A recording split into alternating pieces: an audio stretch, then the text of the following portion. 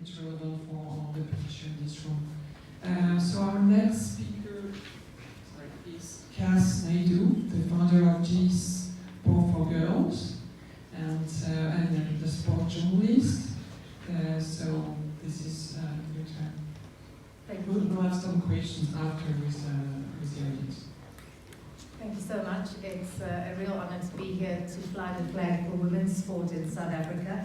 I had an option to have a presentation or tell you a story, and I decided to choose one. In August 2006, my husband and I felt a huge gap in the story of women's sport being told in South Africa. At the time, I was working at the SABC, hosting a radio show on SAFM, and every woman I spoke to spoke of a story of struggle, of no support. And I felt really bad about it because PR is good, but good stories are even better.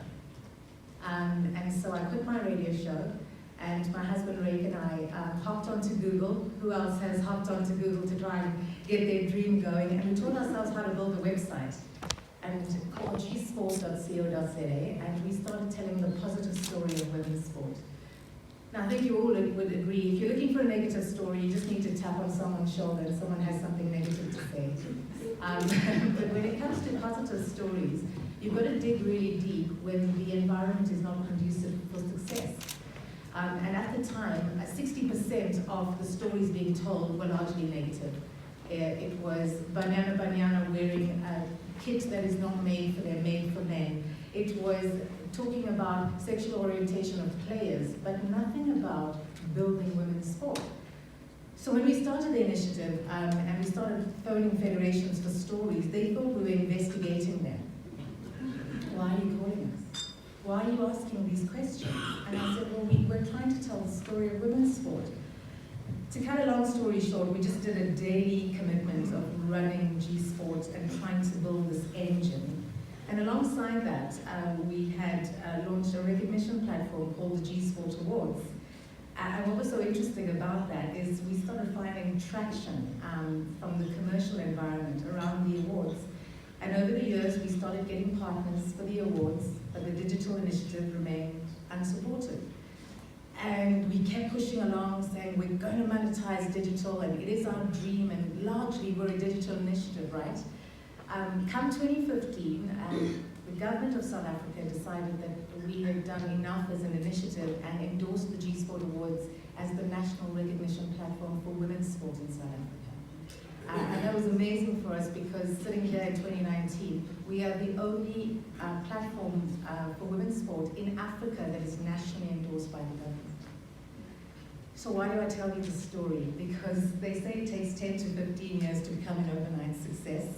And that's pretty much the story of the G Sports Initiative.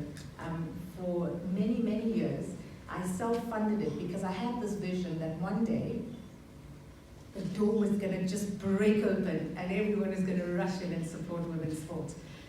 It didn't happen that way, and last year we had the opportunity to present to the South African Media Innovation Program, and we'd never presented before for funding.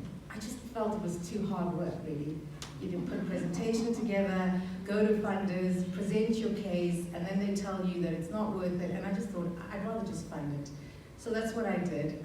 But then we were forced into a situation where I had to stand for 3 minutes and put a business case forward to Sandton.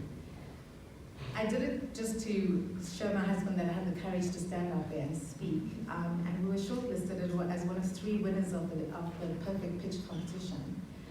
And part of that prize was the most magical association and meeting with the late great digital entrepreneur Matthew Butler. Matthew was assigned as a mentor to us, and he said he could do a Skype chat, and I said, no way. Been meaning to meet this guy forever, and I'm not doing a Skype chat. So I flew myself to Cape Town on the 23rd of August last year, and I couldn't wait for this guy to tell me how to monetize the digital side. It was the meeting of my dreams. And when I sat down, Matthew said, I think you have your ladder up the wrong wall, because you do know that digital is a loss leader. And I was shattered. So I flew all the way to Cape Town, mother of 3, leaving children at home, to hear this guy trash my business. And basically he said, you need to reframe your business and scale up, or else you're going to be spending all your career trying to sell digital and losing. And so I left Cape Town, extremely disappointed. And I thought, I'm going to go back and close G-Sport down, because I think this guy's got me wrong. So I spent a week getting quite upset with Matthew Buckland. Then I realized towards the end of the week that he was right. We are actually an events initiative that can monetize the event and offset costs on digital.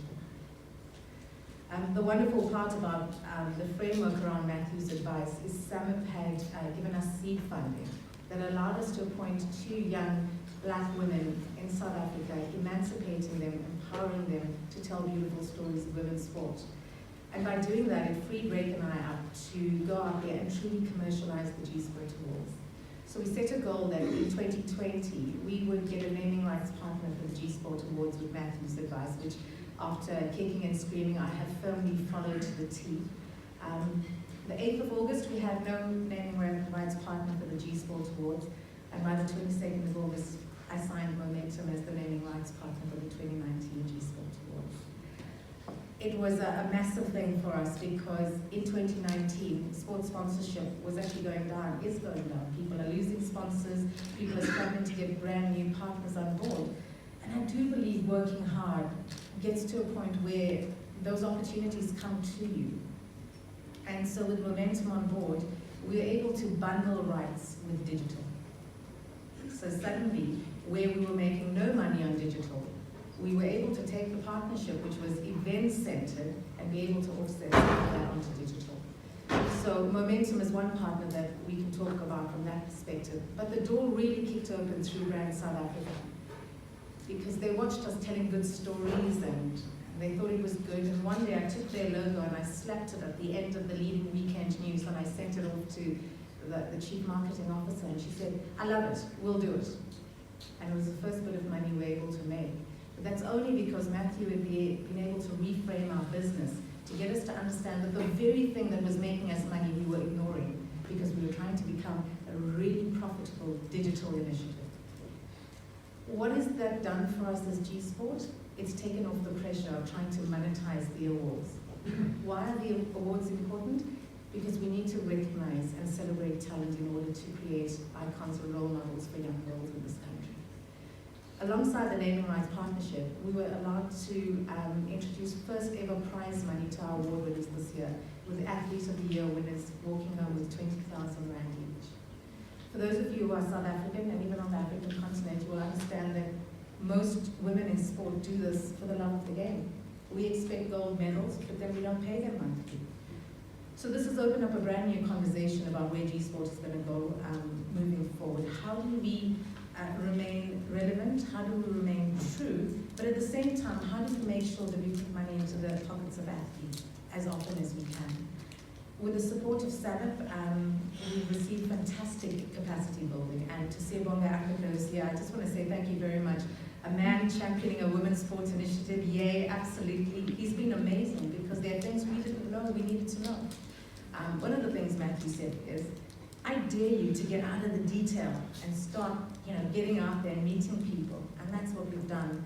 So I'd just like to pay tribute to Matthew Buckland. This is the book that has been released. And he sadly passed away in April, but I would advise everybody who's running a startup to read this book. Just such incredible lessons, but also not afraid to share the low moments that we all go through as entrepreneurs.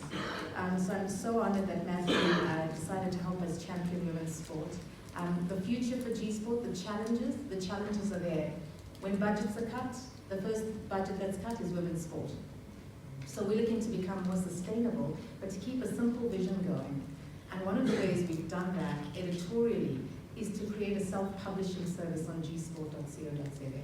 So if you're a young woman in sport, old woman in sport, wherever you are, you get to get on, register a free membership, you can blog, you can update the women's sport calendar, you can post an advert and really take charge of your brand. I'm a clear-cut case of someone who had a crazy dream to become South Africa's first woman cricket commentator at the age of 14. At the age of 25, the SABC empowered my dream, and 15 years later, I'm still able to do that.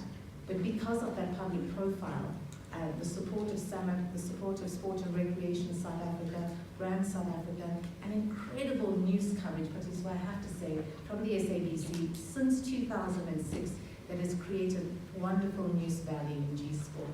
So I'm here to tell a positive story of a grantee that received seed funding and is able to map a journey forward where we can truly monetize this digital initiative while trying to focus and reframe around what our key skills are. So if you know someone who's trying to build their brand in women's sport, if you know good stories, please do share it with us, and you can follow us at G Sport for Girls across social media.